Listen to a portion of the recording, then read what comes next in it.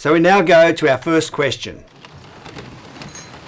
You've spoken about humans being horrifically oppressed by the agony of the human condition, and that being free of that condition is what transforms us. But I'm not sure what, or at least I'm not relating to what the human condition actually is. It's true.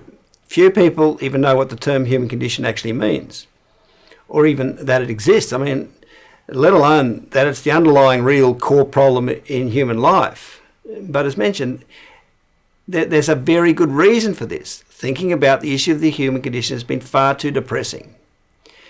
In fact, the human condition has been such a fearfully depressing subject, we humans spend most of our time just making sure we avoid any encounter with the damn thing. Indeed, we only ever mention the term human condition when we're being really profound, and even then it sends shivers down our spine. So yes, what exactly is the human condition?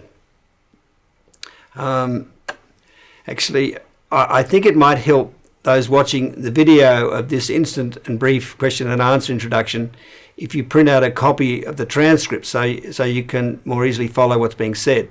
So yes, what exactly is the human condition? As I summarised, the human condition arises from the existence of so-called good and evil in our makeup. We humans are capable of shocking acts of inhumanity like rape and murder and torture, and our agonising predicament or condition has been that we've never been able to explain and thus understand why. And even in our everyday behaviour, why are we competitive, aggressive and selfish when clearly the ideals are to be the complete opposite, namely cooperative, loving and selfless? So the predicament or condition of not being able to understand ourselves meant that the more we tried to understand ourselves, that is, tried to think about this all-important question of why human behaviour is so imperfect, the more depressed our thoughts became. And to avoid becoming suicidally depressed, we learnt not to allow our minds to go on that thought journey.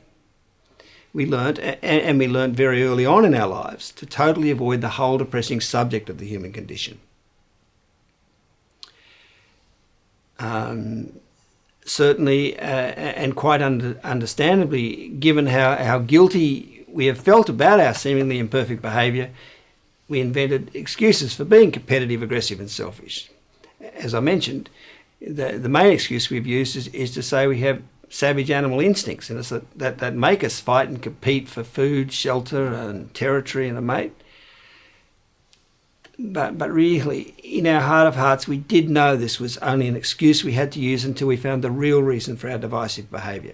As I said, it conveniently overlooks the fact that our human behaviour involves our unique, fully conscious thinking minds.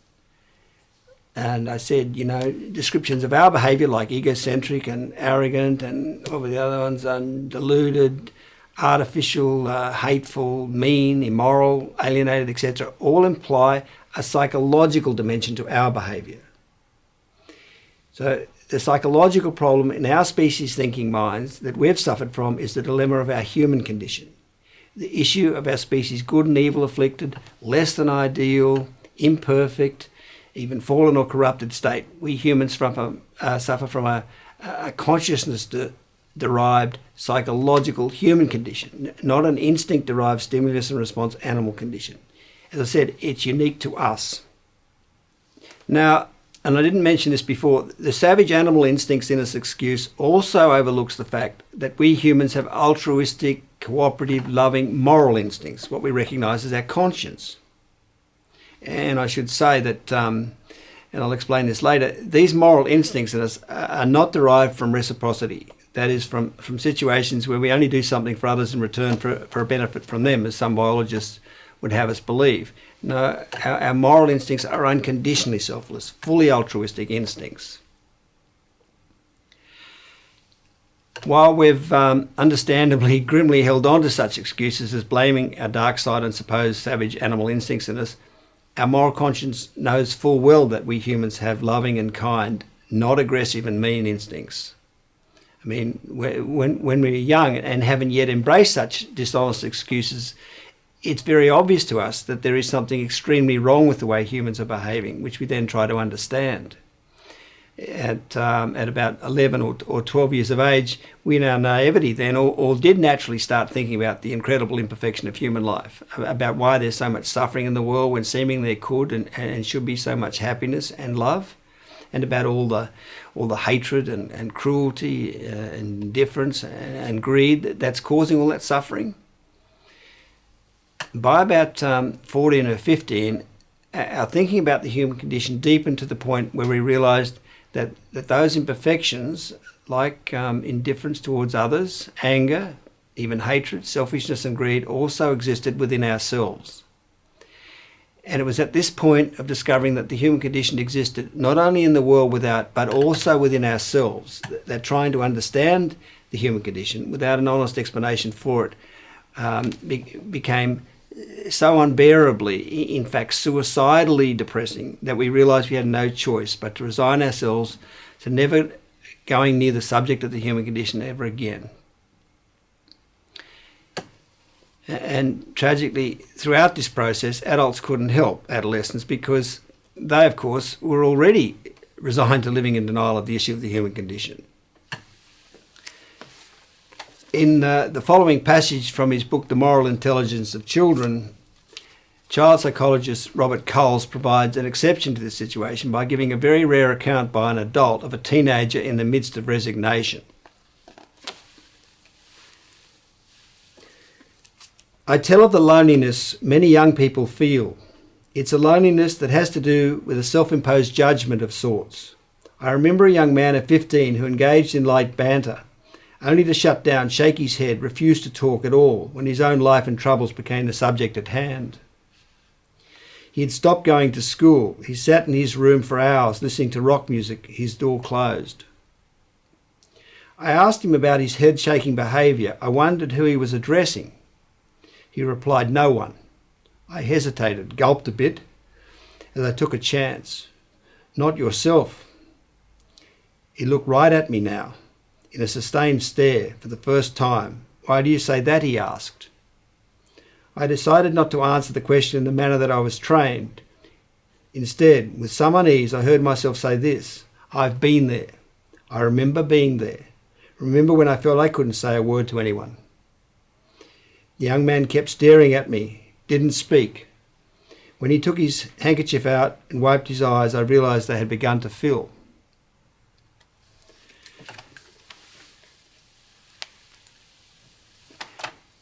The boy was in tears because Coles had reached him with some recognition and acknowledgement of what he was wrestling with. Coles had shown some honesty about what the boy could see and was struggling with, namely the horror of the utter hypocrisy of human behaviour, which all those who had already resigned to living in denial of the human condition had determinedly committed their minds to not recognising. Now, the words Coles used in his admission that he too once grappled with the issue of the human condition of "I've been there" are exactly the same words used by one of Australia's greatest poets, Henry Lawson, in his exceptionally honest poem about the human condition. That is, about the unbearable depression that results from trying to confront the question of why is our human behaviour so at odds with the cooperative, loving, or to use religious terms, godly ideals of life. In his poem, The Voice from Over Yonder, Lawson wrote, "Say it, think it if you dare. Have you ever thought or wondered why man and God were sundered, torn apart? Do you think the Maker blundered? In other words, do you think humans are evil and a mistake?" And the voice in mocking accents answered only, "I've been there." The unsaid words in the final phrase, "I've been there," are, "and I'm not going there again." The there and the over yonder in the title, both being the state of deepest, darkest depression.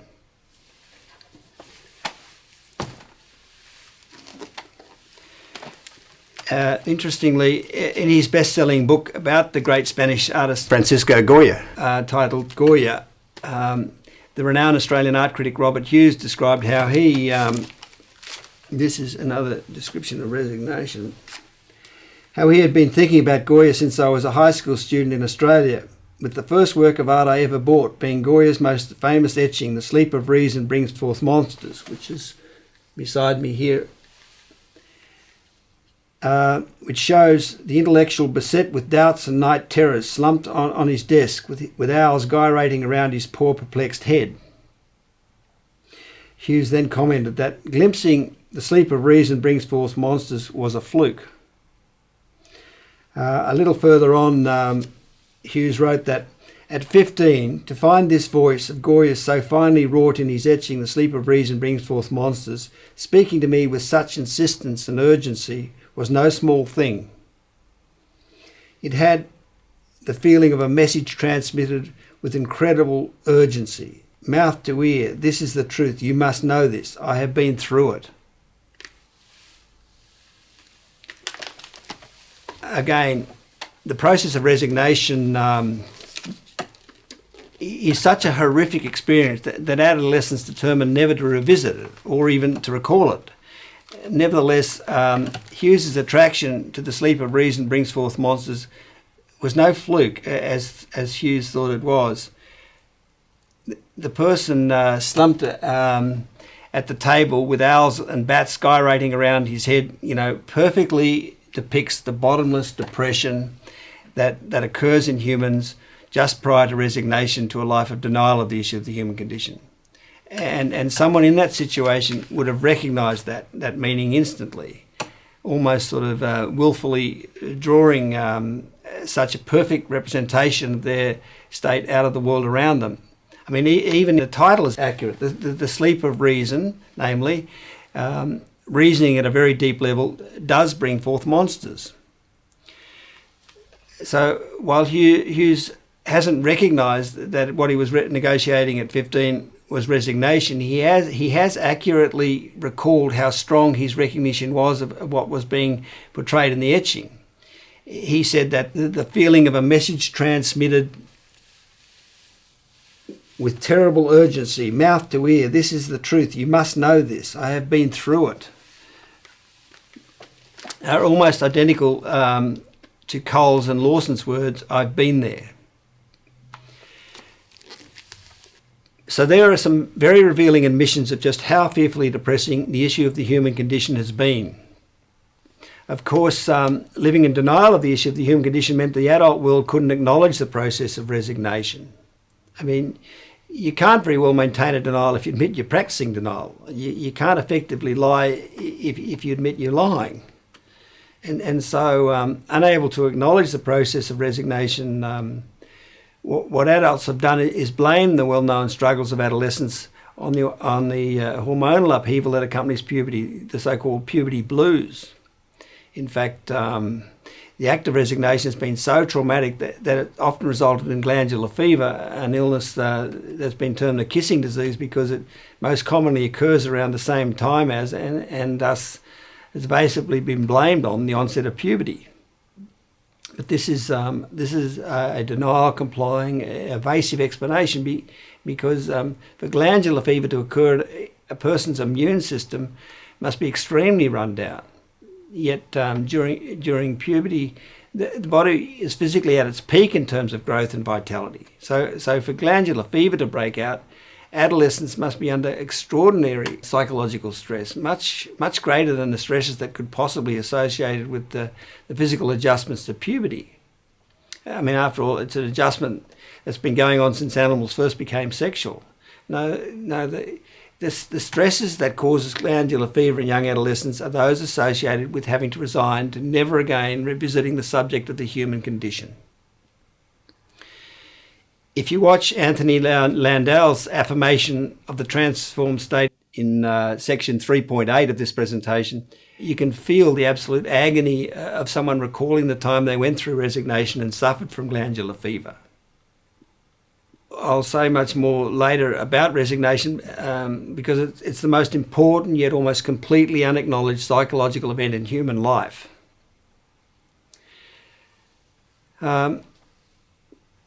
The great psychoanalyst Carl Jung managed to defy the practice of denial of the human condition and give this deadly accurate description of it. When our shadow appears, it's quite within the possibility for a man to recognise the relative evil in his nature. But it is a rare and shattering experience for him to gaze into the face of absolute evil. Yes, it was a rare and shattering experience for resigned adults to allow their minds to confront the question of why their behaviour is so diabolically at odds with what ideal behaviour should be, despite it being the stark, staring, obvious question that had to be addressed and explained if we humans were to ever understand ourselves. Even though it's the core issue in our lives and the issue that had to be solved for there to be a future for the human race, adults do, as I think the question illustrates, find it very difficult even recognising what the subject of the human condition is. And the reason for that bewilderment is not because it's unfamiliar subject, as we tend to think, but because we've been living in very deep, determined psychological denial of the whole subject. I mean, it's a practice that's been going on for a very long time. In fact, as we'll see later, since humans first became conscious and the human condition emerged some 2 million years ago. Incidentally, I should warn that this great embedded fear of the human condition in the minds of adults is also the reason why it's very hard to take in discussion about the human condition. Any reference to it creates a deaf effect where the fear won't allow our minds to absorb what's being said, and so we're left thinking that what's been said or written doesn't make any sense or is unclear. Someone once admitted, when I first read your books, all I saw was a lot of black marks on white paper, which is pretty revealing. Talking about the human condition can be so confronting that all we initially hear is white noise. In effect, our mind says, I tried to look at the human condition once before, and I'm certainly not about to make that mistake again. So, while the issue of the human condition has at last been rendered safe to confront, initially our old fears dominate, which is why these all precious understandings of the human condition will take a little time to become widely appreciated. So, to summarise what I said earlier, our human predicament or condition has been that because we humans have never been able to explain and thus understand our less than ideal behaviour, we carry a deep, now almost subconscious insecurity and sense of guilt about our value and worth as humans. Are we good or are we bad? So that's what the human condition is. The agony of not being able to explain and understand our extraordinary, contradictory human behaviour. That is, until now. And as emphasised, what is so wonderful, in fact so wonderful, it will transform your life and the lives of all humans, is that the explanation of the human condition that's finally been found is compassionate. It explains that there's been a good reason for why we humans have not been ideally behaved. It's an explanation that dignifies and redeems us. It reconciles the opposites of good and evil in our natures, and by so doing makes us whole again, thus transforming the whole human race, an outcome that, as the lyrics of Beethoven's music proclaimed, will make us so joyful it will be as if we're drunk with fire. I need to add a warning to this description of the human condition that I gave in 2011. It's now 2012, and the famous American biologist Edward Wilson has just published a book titled The Social Conquest of Earth, in which he presents an explanation of the human condition that doesn't equate at all with the fearful description of the human condition that I've just given. As I fully explained in part 4 of my book Freedom, this new theory of eusociality, as Wilson has termed his supposed explanation of the human condition, doesn't truthfully explain the human condition at all. Rather, it attempts to dismiss it as nothing more than a conflict between supposed selfish and selfless instincts within humans. It's not a profound, truthful treatment of the psychological dilemma within us humans that is the real human condition that we all suffer from, but rather a completely fake, superficial trivialisation of the subject. I mean, what Wilson has done is put forward a supposed explanation of the human condition that nullifies it, that makes it appear benign, nothing profoundly distressing at all, when as the descriptions I've just given of adolescents going through resignation make very, very clear the human condition is in reality an extremely dark and fearful, indeed terrifying psychological issue. As I describe in part 4 of Freedom, in devising such theories as social Darwinism, sociobiology, evolutionary psychology, multi-level selection theory, and now eusociality, mechanistic science has become masterful at finding new ways to avoid the true nature of the human condition. But unlike all these escapist, dishonest interpretations of human nature, what is going to be presented here is the fully accountable and thus true explanation of the human condition. The explanation that that finally explains the real psychological dilemma that adolescents going through resignation know all too well.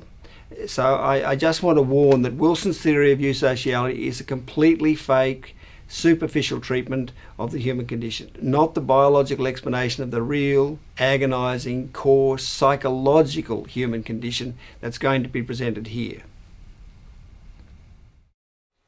Again, of course, viewers are invited to send in further questions or feedback via email, anonymously if you wish, or by videos or Skype.